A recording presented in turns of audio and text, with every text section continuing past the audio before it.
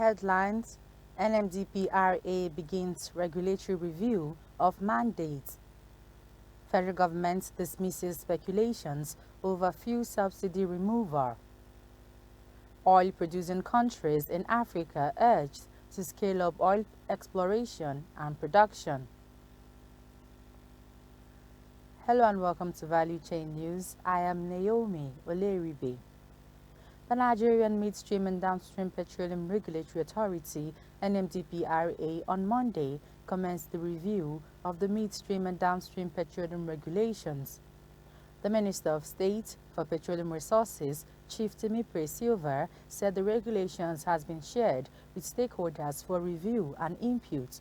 Mr. Silva spoke on the new regulations being considered at a stakeholders consultation forum organized by the NMDPRA in Abuja on Monday. He noted that they will provide clarity for the operators and attract investment to the midstream and downstream sectors. He said the authority is a creation of the PIA 2021 saddled with the responsibility of technically and commercially regulating both the midstream and downstream operations of the nation's oil and gas industry. While noting that the review was in fulfillment of the provisions of Section 33 and 216 of the PIA 2021, he reiterated that the current state of the Nigeria's local energy landscape is in dire need of ingenious solutions. I am privy to the overall intent of these regulations, which are to provide clarity and certainty for investors, promote and build investor confidence, increase and improve foreign and indigenous participation in these sectors, and optimize value for all our stakeholders, he said. The federal government has denied speculations that it has removed subsidies on the premium motor spirit, otherwise known as fuel. Chief Temipre Silva, the Minister of State for Petroleum Resources, disclosed this while speaking with journalists on Monday in Abuja. Silva was reacting to the increase in the pump price of petrol by marketers from 165 naira per litre to 169 naira, 184 naira, and 218 naira per litre across the country. I can tell you authoritatively, we have not deregulated. The government is still subsidizing petrol prices. If there are increases in the price, it is not from the government. To curtail the global rising oil price and ensure energy security, African oil-producing countries have been challenged to scale up their oil exploration and production. This is because an increased exploration, production and protection of oil and gas investments has become imperative to guarantee strong energy mix and security. This was the position of the Chief Executive Officer of the Nigerian Upstream Petroleum Regulatory Commission (NUPRC), Engineer Gbenga Komolafe, at the opening ceremony of the 44th Nigeria Annual International Conference and Exhibition organized by the Society of Petroleum Engineers (SPE) Nigeria Council in Lagos. According to him, the recent increase in the price of energy, mostly occasioned by the conflict between Russia and Ukraine and the ensuing energy disruptions, has reawakened the call for geopolitical energy security and sustainability. He said that in the United Kingdom, the North Sea Transition Authority (NSTA), formerly the Oil and Gas Authority, is envisaging a leasing and licensing round for oil and gas exploitation and future projects.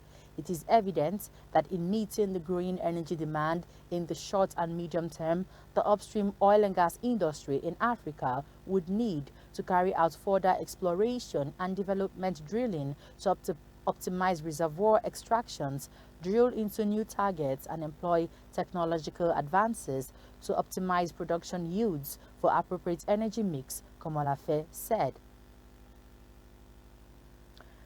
Heading to South Sudan now, South Sudan government earlier yesterday said it has decided to allocate at least one monthly shipment of crude oil for civil servant salaries. According to the presidency, the decision was reached during a meeting between President Salva Mayardit and Minister of Finance, Petroleum, and the Central Bank Governor, as well as the Presidential Affairs Minister. His Excellency yesterday received briefings about the current economic situation in the country, especially on how to mitigate the rising prices of food commodities in markets, dollar rates and payment of salaries and arrears, the presidency said in a statement. Speaking to correspondents after the meeting, the Minister of Finance and Planning, Ajak Achuli, said the meeting has agreed to allocate at least one cargo shipment on monthly basis for civil servant salaries. We have agreed that one cargo of crude will be earmarked for salaries, and every month that cargo will be sold in form of dollars, and proceeds will come from the Ministry of Finance and Planning, and therefore the Ministry of Finance through the Bank of South Sudan will pay the salaries and arrears by buying the South Sudanese pounds from the Bank of South Sudan, Achuli said. The U.S. imposed sanctions on Chinese and other companies on Monday after accusing them of helping to sell tens of millions of dollars worth of Iranian oil and petrochemical products in East Asia. The move comes as Washington seeks to increase pressure on Tehran to curb its nuclear program. The U.S. Treasury and State Department imposed sanctions on a total of 6 companies, 1 in the UAE, 4 in Hong Kong, and 1 in Singapore. The measures were announced in separate statements.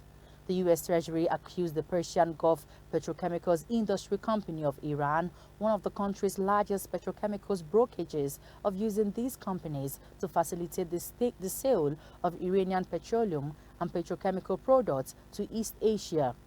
The UAE-based Blue Cactus Heavy Equipment and Machinery Spare Parts Trading Company is accused by the U.S. of selling millions of dollars worth of Iranian petroleum products to Hong Kong-based Treelance Petrochemical Company. The U.S. State Department imposed sanctions on Singapore-based Pioneer Ship Management Services for allegedly operating a vessel carrying Iranian petroleum products, and Hong Kong-based Golden Warrior Shipping Company for alleged transactions related to Iranian oil and petroleum products. In business now, the Director General, Chief Executive of the Industrial Training Fund, ITF, Dr. Joseph Ari, has revealed that this disturbing level of unemployment could be curtailed if the teeming youth in the country acquire relevant skills for vocational jobs. It is evidence, as studies have shown, that the rate of unemployment in Nigeria today is at over 33%, as over 23 million Nigerians that are desirous to work but cannot find jobs, mostly because of the absence of the requisite skills, he remarked. He made the call on Monday at ITF Auditorium Center for Excellence, Jos South Local Government Area, during the official unveiling of Fund's strategic plan direction for 2022 to 2025, tagged Standardization and Certification, where he charged the government at all levels, non-governmental agencies, as well as stakeholders to ensure that all hands are on deck to eliminate poverty in Nigeria. And now, let's have a quick look at oil prices and exchange rates today.